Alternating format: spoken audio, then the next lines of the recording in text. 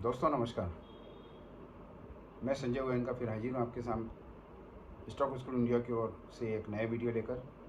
दोस्तों आज के इस वीडियो में हम सेबी के नए सर्कुलर के में जो प्रावधान किए गए हैं उसके विषय में आपको बताने जा रहे हैं, और बड़े ही आसान शब्दों में कई वीडियोज़ की मैंने स्टडी की और सिर्फ ये जानने का ही प्रयास किया कि एक्चुअल में इन्वेस्टर क्या जानने का उत्सुक है, उसकी क्या जिज्ञासा है और क्या वो वीडियो उसको फुलफ़िल कर रहे हैं क्या।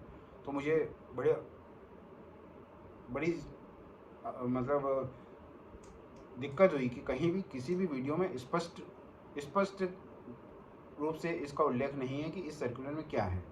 सब जो सर्कुलर में जो लिखा है उसी का ऐसा कैसा वहाँ पर वर्णन किया गया है, और मैं आपको बड़े स्पष्ट शब्दों में बड़ी साधारण भाषा में समझाऊँ कि आज की तारीख में क्या होता है कि जैसे आपका कोई अकाउंट किसी ब्रोकर के साथ है, ब्रोकर आपको उसमें T+5 के हिसाब से आपको लवरेज देता है। T+5 में आप कितना भी माल खरीद लें, 5वें दिन तक आप उसको डेबिट को आपके क्लियर कर दें। सिंपल सा लॉजिक है।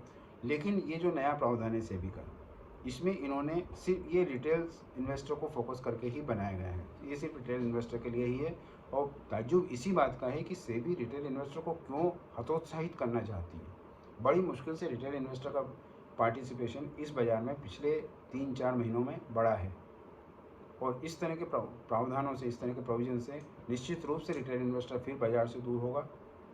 इस सर्कुलर में जो प्रावधान है वो यह है कि पहले 1 अगस्त से लागू होना था, लेकिन ब्रोकर्स के, इन्वेस्टर्स के कुछ सुझाव और उसके बाद मशवरे के बाद सेबी ने इसको 1 महीने के लिए पोस्टपोन किया है। अब ये 1 सितंबर से लागू होगा।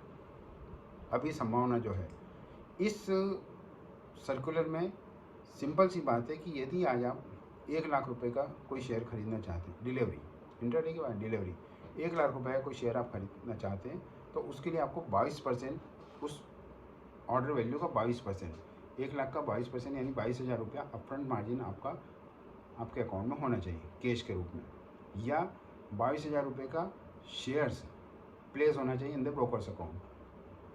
आपके डीमेट में कितना भी आपका पोर्टफोलियो रखा हो, 5 लाख का, 10 लाख, उसकी कोई वैल्यू नहीं।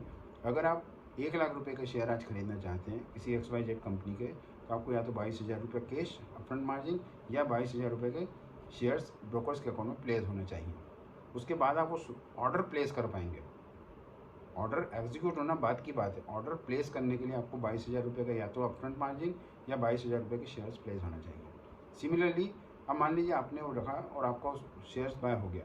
अब सेकंड डे अगर आप उसको बेचने जाते हैं, सेकंड डे T+1 में सेकंड डे अगर आप उसको बेचने जाते हैं, तो आपको वापस से 22,000 रुपया फिर मार्जिन के रूप में आपके अकाउंट में होना चाहिए।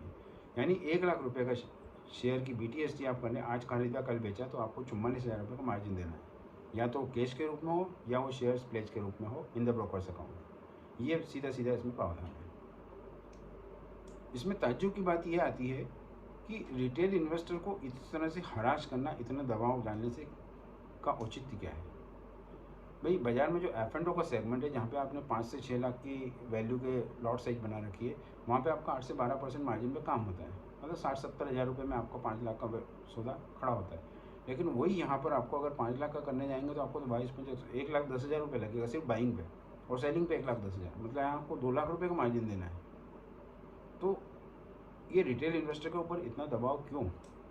क्या सेबी ये चाहती है कि रिटेल पार्टिसिपेशन खत्म होकर ये सारे रिटेल इन्वेस्टर F&O में चले जाएँ, क्योंकि वो ज़्यादा आसान लग रहा है, वहाँ आपको सिर्फ 1 टाइम मार्जिन देना है।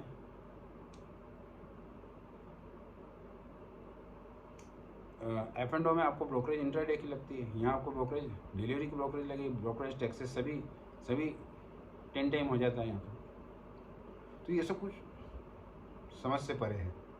तो सिंपल सा लॉजिक ये है, बड़े सीधे शब्दों में, कि अगर 1 सितंबर से सर्कुलर ये प्रोविज़न लागू होते हैं, तो आपको उसके बाद अप्रॉक्सीमेट 50% आपको मार्जिन उसमें रखना है। अगर आप 1 लाख का सौदा करना चाहते हैं, 1 लाख का शेयर आज खरीदना चाहते हैं और कल बेचना चाहते हैं, तो आपको खरीदी पे 22% और बेचने पे 22%, 44,000 रुपये का margin either in the form of cash या in form of security brokers के अकाउंट में प्लेस होना चाहिए। अर्ली पे इन करना होगा आपको। ये इसका प्रोविज़न है। सीधी सी बात है, इससे रिटेल पार्टिसिपेशन बाज़ार में धीरे धीरे ख़त्म हो जाएगा। अब इस पर यह है कि ये प्रोविज़न क्यों, सेबी इस तरह के प्रावधान क्यों लाना चाहती है। तो usually SEBI security exchange board of India ये कोई भी प्रावधान बाज़ार की बेहतरी के लिए, एक्सचेंज ब्रोकर्स की सहूलियत के लिए, मजबूती के लिए ही लेकर आती है, यही माना जाता है। लेकिन इसमें ब्रोकर्स को, मुझे नहीं लगता कि ब्रोकर्स को इसमें कोई फ़ायदा है। सीधी बात है, अगर वॉल्यूम गिरता है तो सीधे से ब्रोकर इससे अफेक्ट होते हैं। इन्वेस्टर का तो बता ही दिया, इन्वेस्टर को नुकसान ही नुकसान है, ब्रोकर्स का भी फ़ायदा नहीं है। फिर फ़ायदा किसका है? इसमें सिर्फ एक ही सेगमेंट है जो इसका बेनिफिशियरी हो सकता है, वो जो ऑनलाइन ब्रोकर्स जो हैं वो लोग इससे निश्चित रूप से उनका वॉल्यूम इसमें बढ़ेगा। ऑनलाइन ब्रोकर्स, ऑफलाइन ब्रोकर्स का वॉल्यूम तो इसमें निश्चित रूप से सफ़र होना है। अब जो भी है, क्या है, ईश्वर जाने, सेबी जाने। हमने आपको इसकी वास्तविकता बस सीधे शब्दों में ही बताई कि ये प्रोविज़न, इसका प्रावधान यही है। अगर 1 सितंबर से लागू होता है तो आपको निश्चित रूप से बहुत सतर्क होकर, क्योंकि उसमें पेनल्टी लगेगी। अगर आपने 22,000 रुपये से आपका मार्जिन कम है तो जितना मार्जिन कम होगा उसके रूप में जो भी पेनल्टी का एक स्ट्रक्चर तय होगा, उतनी पेनल्टी आपके अकाउंट में इम्पोज होगी, ब्रोकर्स पे इम्पोज होगी, ब्रोकर्स क्लाइंट से लेगा। तो अगर ये प्रोविज़न्स लागू होते हैं तो निश्चित रूप से बाज़ार के लिए बहुत नेगेटिव साबित होंगे। बस इतना ही कहना है। और रिटेल इन्वेस्टर से कभी मैं नहीं सोचता हूँ कि कोई ब्रोकर आज तक तकलीफ़ में आया हो। ऐसा है कि भाई उसकी प्रोटेक्शन के लिए, और जब आप ब्रोकर की प्रोटेक्शन के लिए से भी कह रही है कि ब्रोकर की प्रोटेक्शन के लिए, लेकिन ब्रोकर्स खुद ही नहीं चाहते कि इस तरह का प्रोविज़न प्रावधान कोई लागू हो, क्योंकि ऑलरेडी ब्रोकर्स का पैसा तो एक्सचेंज के पास जमा ही रहता है मार्जिन के रूप में, और वही फिर ब्रोकर्स अपने क्लाइंट को अपने हिसाब से मार्जिन उस लिमिट को डिस्ट्रीब्यूट कर देते हैं। फिर ये नया कुछ ला के और इस तरह से समझ नहीं आ रहा है।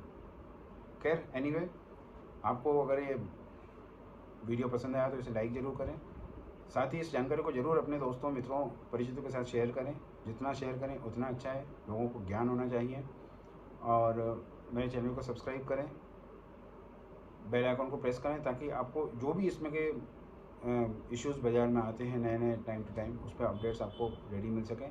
इस वीडियो में ज़रूर मैं कुछ लेट हुआ हूँ अपडेट करने में, वो इसीलिए था कि हम सिर्फ ये जानना चाहते थे कि दूसरे वीडियोस क्लाइंट की जिज्ञासा को, इन्वेस्टर की जिज्ञासा को शांत कर पा रहे हैं या नहीं।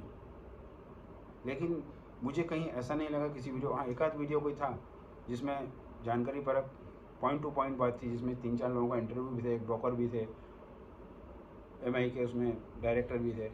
उन लोगों से कहीं ना कहीं थोड़ी सी जिज्ञासा शांत हुई, क्योंकि क्लाइंट को सीधे शब्दों में चाहिए कि भाई क्या है। सीधे शब्दों में 1 लाख का अगर आप ट्रांजेक्शन चाहते हो, 22,000 रुपये अपफ्रंट मार्जिन चाहिए या 22,000 रुपये के शेयर प्लेस चाहिए। शेयर प्लेस करना पीओए अगर आपका है तो ऑनलाइन हो जाएगा, अदरवाइज़ ऑफलाइन करना पड़ेगा। वो एक बहुत ज़्यादा कवायद करनी पड़ेगी उसके लिए, ब्रोकर्स का वर्किंग बढ़ेगा, एक्सपेंसेस बढ़ेंगे, कॉस्टिंग बढ़ेगी उसकी, ये है बस। तो आप इसको, वीडियो को शेयर करें, लाइक करें, चैनल सब्सक्राइब करें। चैनल के डिस्क्रिप्शन में मेरा एक व्हाट्सएप नंबर दिया हुआ है। मैंने पहले भी कहा, मुझे बहुत सारे सवाल है भाई, क्वेश्चन आंसर का सेशन हम करेंगे, वीडियो आपको डालेंगे। आप अपनी कुछ भी जिज्ञासा हो, अपना पोर्टफोलियो संबंधित, शेयर से संबंधित, फिजिकल शेयर से संबंधित आपके कोई भी इश्यूज़ हो, वो आप हमें बिल्कुल शेयर करें। हम आपको जब भी समय मिलेगा आपसे संपर्क करेंगे। धन्यवाद, थैंक यू।